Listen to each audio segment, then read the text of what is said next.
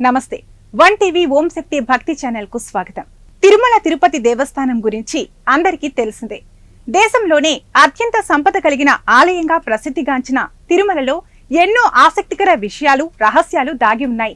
అవేంటో తెలిస్తే తప్పకుండా ఆశ్చర్యచకితులవుతారు. తిరుపతి వెంకటేశ్వర స్వామి గుడికి సంబంధించిన మిస్టరీలు ప్రజలను ఆశ్చర్యపరుస్తున్నాయి. మరి తిరుమల వెంకటేశ్వర స్వామి దేవాలయం గురించి ఎవరికీ తెలియని విశేషాలు ఇప్పుడు తెలుసుకుందాం. తిరుమల తిరుపతి దేవస్థానం గురించి అందరికీ తెలిసిందే. దేశంలోనే అత్యంత సంపద కలిగిన ఆలయంగా ప్రసిద్ధిగాంచిన తిరుమలలో ఎన్నో ఆసక్తికర రహస్యాలు దాగి ఉన్నాయి. అవేంటో తెలిస్తే తప్పకుండా ఆశ్చర్యచకితులవుతారు. మళ్లీ మళ్లీ తిరుమల దర్శనానికి మొగ్గు చూపుతారు. కలియుగ వైకుంఠంగా పేరున్న తిరుపతి వెంకటేశ్వర స్వామి దర్శనానికి లక్షలాది మంది భక్తులు తరలివస్తారు. తిరుమల ఆలయంలో విష్ణుమూర్తి స్వరూపమైన వెంకటేశ్వరుడు కొలువై ఉన్నాడు. ఇది భారతదేశంలో రెండవ అత్యంత ధనిక దేవాలయం. కలియుగ కష్టాల నుంచి మానవాళిని రక్షించేందుకే శ్రీనివాసుడు భూలోకానికి వచ్చినట్లు భక్తులు నమ్ముతారు. సెలవులు, పండుగలు, ప్రత్యేక సందర్భాల్లో తిరుమల కొండకు భక్తుల తాకిడి ఎక్కువగా ఉంటుంది. అయితే ఈ గుడికి సంబంధించిన మిస్టరీలు ప్రజలను ఆశ్చర్యపరుస్తున్నాయి. దాదాపు 11 టన్నులకు పైగా ఆభరణాలు స్వామివారికి ఉన్నట్లు చెబుతూ ఉంటారు. తలనీలాల సమర్పణ వెనుక రహస్యం పురాణాల ప్రకారం వెంకటేశ్వర స్వామి విగ్రహానికి జుట్టు ఉంటుంది. ఇది అస్సలు చిక్కుపడదని అంటారు. విష్ణువు వైకుంఠాన్ని వదిలి శ్రీ వెంకటేశ్వరుడి రూపంలో భూమికి వచ్చి పుట్టలో ఆవాసం ఏర్పరచుకున్నాడు. అయితే ఒక బాలుడు పుట్టను తవ్వుతుండగా పొరపాటున గొడ్డలి వేటుకు శ్రీవారి తలకు గాయమైంది. దీంతో గాంధర్వ యువరాణి నీలాదేవి శ్రీనివాసుడి గాయానికి మందు రాసింది. తన జుట్టు కత్తిరించి స్వామికి సమర్పించి గాయమైన స్థానంలో ఉంచమని కోరింది.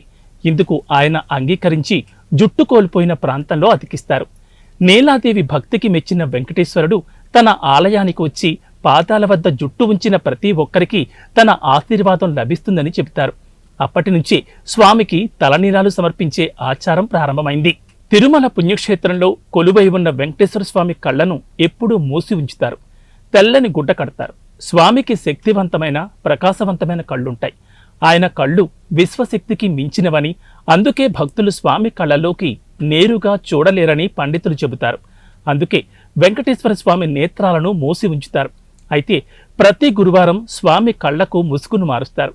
ఆ సమయంలో కొన్ని క్షణాలు మాత్రమే భక్తులు స్వామి కళ్లను నేరుగా చూడగలరు. శ్రీవారి విగ్రహం వెనుక వెన్నుభాగం ఎప్పుడూ తడిగా కనిపిస్తుంది. ఇలా ఎందుకు జరుగుతుందో ఎవ్వరికీ తెలీదు. స్వామివారు గర్భగుడి మధ్యలో ఉన్నట్లు కనిపిస్తారు. అయితే ఆయన గర్భగుడి కుడివైపునకు ఉంటారు.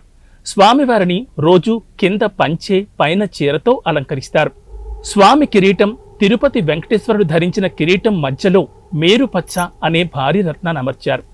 3 అంగుళాల వ్యాసం ఉండే ఈ 96 క్యారెట్ల మేరుపచ్చ ప్రపంచంలోనే అతిపెద్ద పచ్చగా నిలుస్తోంది.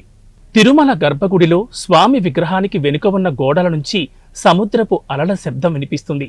ఇది ఒక పెద్ద మిస్టరీగా చెబుతారు. స్వామివారి విగ్రహం వెనుక వైపున సముద్ర హోరు వినిపిస్తుంది. స్వామి వీపు వైపున చెవి పెడితే ఆ హోరు స్పష్టంగా వినిపిస్తుంది. తిరుమల వెంకటేశ్వరుని విగ్రహానికి గడ్డం దగ్గర పచ్చకర్పూరం పెడతారు.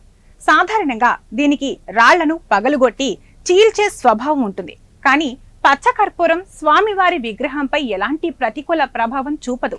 సాధారణంగా పచ్చకర్పూరానికి ఎలాంటి రాతి విగ్రహమైనా బీటలు వారుతుంది. అయితే శ్రీవారికి నిత్యం కర్పూరం రాస్తున్నా చెక్కు చెదరకపోవడం విశేషం. చూసారుగా తిరుమల తిరుపతి రహస్యాలు. మరొక ఆలయ విశేషాలతో మళ్ళీ కలుద్దాం. నమస్తే.